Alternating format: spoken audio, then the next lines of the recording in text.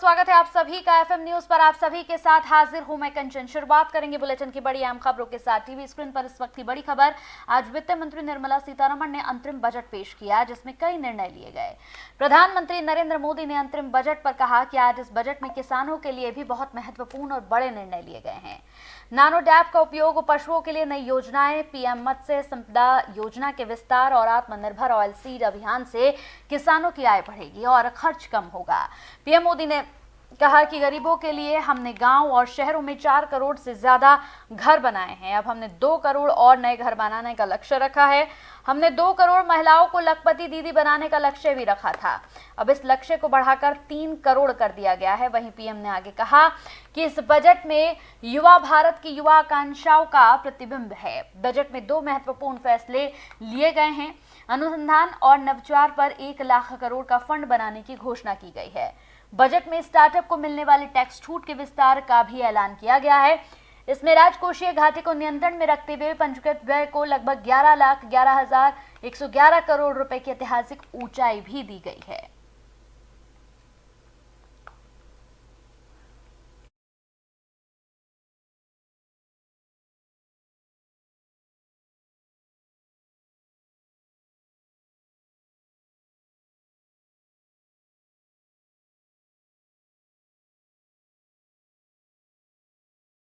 हम एक बड़ा लक्ष्य तय करते हैं, उसे प्राप्त करते हैं और फिर उससे भी बड़ा लक्ष्य अपने लिए तय करते हैं। गरीबों के लिए हमने गांवों और शहरों में 4 करोड़ से अधिक घर बनाए। अब हमने 2 करोड़ और नए घर बनाने का लक्ष्य रखा है। हमने 2 करोड़ महिलाओं को लखपति दीदी बनाने का लक्ष्य रखा था। अब इस लक्ष्य को बढ़ाकर 3 करोड़ लखपति दीदी बनाने का कर दिया गया है। आयुष्मान भारत योजना ने गरीबों की बहुत मदद की है। अब आंगनवाड़ी और आशा वर्कर, उन सबको इस योजना का लाभ। आज इस बजट में किसानों के लिए भी बहुत महत्वपूर्ण और बड़े निर्णय लिए गए हैं। नैनो डीएपी का उपयोग हो, पशुओं के लिए नई योजना हो, पीएम मत्स्य संपदा योजना का विस्तार हो और आत्मनिर्भर ऑयल सीड अभियान हो। इससे किसानों की आय बढ़ेगी और खर्च कम होगा। आज का ये बजट इंटरिम बजट तो है ही, लेकिन ये बजट इंक्लूसिव और इनोवेटिव बजट है। इस बजट में कंटिन्यूटी का कॉन्फिडेंस है। ये बजट विकसित भारत के 4 स्तंभ युवा, गरीब, महिला और किसान सभी को एम्पावर करेगा। निर्मला जी का ये बजट देश के भविष्य के निर्माण का बजट है। इस बजट में 2047 के विकसित भारत की नींव को मजबूत करने की गारंटी है। मैं निर्मला जी और उनकी टीम को बहुत बहुत बधाई देता हूं। युवा भारत की युवा आकांक्षाओं का, भारत की यंग एस्पिरेशंस का प्रतिबिंब है। बजट में 2 महत्वपूर्ण निर्णय लिए गए हैं। रिसर्च और इनोवेशन पर 1 लाख करोड़ रुपए का फंड बनाने की घोषणा की गई है। बजट में स्टार्टअप्स को मिलने वाली टैक्स छूट के विस्तार का भी ऐलान किया गया है। साथियों, इस बजट में फिस्कल डेफिसिट को नियंत्रण में रखते हुए कैपिटल एक्सपेंडिचर को 11,11,111 करोड़ रुपए की ऐतिहासिक ऊंचाई दी गई है। अर्थशास्त्रियों की भाषा में कहें तो एक प्रकार से स्वीट स्पॉट है। इससे भारत में 21वीं सदी के आधुनिक इंफ्रास्ट्रक्चर के निर्माण के साथ ही युवाओं के लिए अनगिनत रोजगार के नए अवसर तैयार होंगे। हम एक बड़ा चलिए बढ़ते हैं आगे, बात करते हैं यहाँ पर अगली खबर की। तो आज मोदी सरकार का अंतरिम बजट पेश हो गया है। वित्त मंत्री निर्मला सीतारमण ने संसद में अंतरिम बजट पेश किया।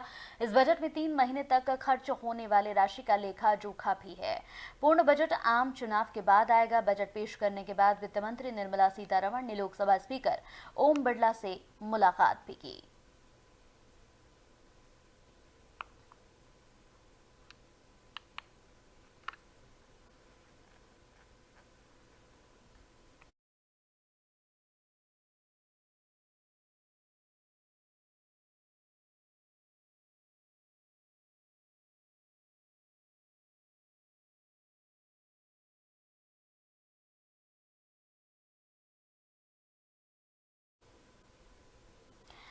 वहीं केंद्रीय वित्त मंत्री निर्मला सीतारमण मोदी सरकार के यहां पर तमाम दूसरे कार्यकाल के अंतिम बजट को पेश करती नजर आई। ये एक अंतिम बजट था जिसे अगले कुछ महीनों को ध्यान में रखकर तैयार किया गया है। आम चुनावों के परिणाम आने के बाद जब देश में नई सरकार बनेगी तो फिर से पूर्ण बजट पेश किया जाएगा।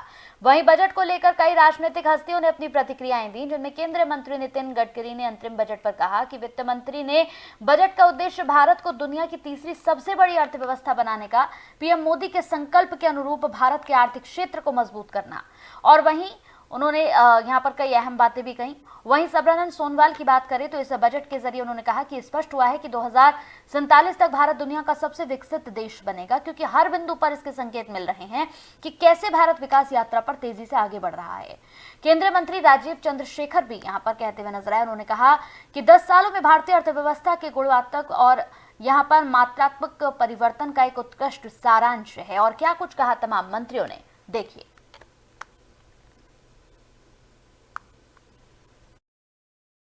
भारत को तीसरी अर्थव्यवस्था बनाने का जो संकल्प प्रधानमंत्री जी ने किया है, उसी के अनुसार वित्त मंत्री जी का ये बजट हिंदुस्तान की आर्थिक क्षेत्र को मजबूत करने वाला है, एक्सपोर्ट को बढ़ाने वाला है, उद्योग व्यवसाय की तरक्की करने वाला है और रोजगार नए क्रिएट करने वाला है। मुझे विश्वास है कि इंफ्रास्ट्रक्चर को अब सबसे ज्यादा प्रायोरिटी मिली है। हमारा भी बजट काफी बड़ा है और निश्चित रूप से आने वाले समय में हमारे देश का रेलवे का, हवाई जहाज, एयरपोर्ट्स, रोड और पावर, ये जो इंफ्रास्ट्रक्चर के चारों क्षेत्र हैं, हम वर्ल्ड स्टैंडर्ड के बनेंगे, ऐसा मुझे विश्वास है। वर्धक है और आगे के लिए भी और अधिक आशाएं बढ़ती हैं। और भारत की इकॉनमी की साइज जितनी इस समय है, इसमें पूरी तरह से मैं आश्वस्त हूं। इस इंटरिम बजट के कारण ही जो भी इंडिकेशन इस बजट से मिले हैं कि हमारी इकॉनमी जो आज दुनिया की टाइप 5 कंट्रीज में है, उसकी साइज बढ़कर 2027 तक मोर देन $5 ट्रिलियन जाएगी और 2030 आते आते मोर देन $7 ट्रिलियन तक पहुंचेगी। 2047 का जो एक रोड मैप दिया है प्रधानमंत्री, या उस रोड मैप, उस टारगेट को हम अचीव करेंगे। हम लोग पूरी तरह से कॉन्फिडेंट हैं। तो गारंटी परम आदरणीय प्रधानमंत्री ने देशवासियों को दिया था 2014 में, हर बिंदु में उन्होंने निष्ठापूर्वक उसको पालन किया है। इसकी वजह से देश का विकास यात्रा तेज होने लगा है। और आपने खुद देखी है, हर लेवल पर जो डेवलपमेंट हुई है, जो परिवर्तन हुई है। और सबसे बड़ी बात है, 25 करोड़ लोगों को गरीबी से उन्होंने उनको मुक्त किया। इतनी बड़ी सफलता आजादी का पिछली 75 ईयर्स के अंदर, तो मुझे लगता है कि ये अनुभव हमारे सबके लिए महत्वपूर्ण है। क्योंकि कांग्रेस तो बोलता था गरीबी हटाओ, गरीबी हटाओ, वास्तव में कुछ नहीं कर पाया। लेकिन हकीकत में अगर गरीबों के लिए कोई फरिश्ता के रूप में आए, वही Narendra Modi ji.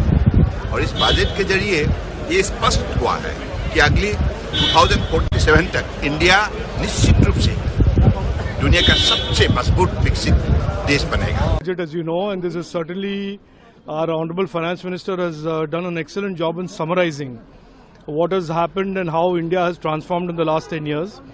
From a fragile 5 economy that was a situation in 2014, we are today the top 5 economies of the world. We are the fastest growing economy in the fastest growing major economy in the world. And it is clear today that India is on a launch pad to become a developed nation in our lifetime. So this has been an excellent summary, the interim budget, of what the qualitative and quantitative transformation of the Indian economy. बहुत ही अच्छा है, स्वागत योग्य है। उसमें सभी का, गरीब का, महिलाओं का, युवाओं का, किसानों का पूरा ध्यान रखा गया है और निश्चित रूप से वो स्वागत योग्य है। जी, हिस्टोरिकली मैं ये कहना चाहती, एक शब्द में नहीं, a woman empowering the nation under the leadership of Prime Minister Narendra Modi. He always believed in that the country has to go forward with women leading the country. मुझे लगता है बहुत बड़ी उपलब्धि है। गरीब, किसान, युवा, महिला, हर किसी तबके को हम आगे बढ़ा रहे हैं विकसित भारत के लिए। और प्रधानमंत्री जी से भारत को आगे नहीं बढ़ाए, विश्व में भारत को आगे